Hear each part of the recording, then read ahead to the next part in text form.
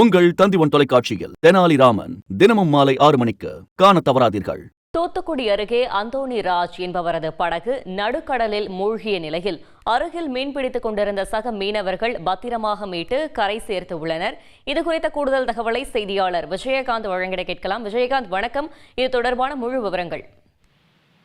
வணக்கம் மேடம். அதாவது தூத்துக்குடி அருகே உள்ள தருவேக்குளம் பகுதியை சேர்ந்த அந்தோணிராஜ் என்ற ஒரு படகில் கடந்த 1ஆம் தேதி அதே பகுதியை சேர்ந்த 6 மீனவர்கள் ஆழ்கடலில் மீன்பிடி தங்கியிருந்து மீன்பிடிப்பதற்காக சென்றுள்ளனர். அப்போது அந்த அந்த அங்க மீன்பிடிக்க சென்ற அந்த படகானது படகில் ஏற்பட்ட பழுது காரணமாக அந்த படகானது நீரில் மூழ்க தொடங்கியுள்ளது.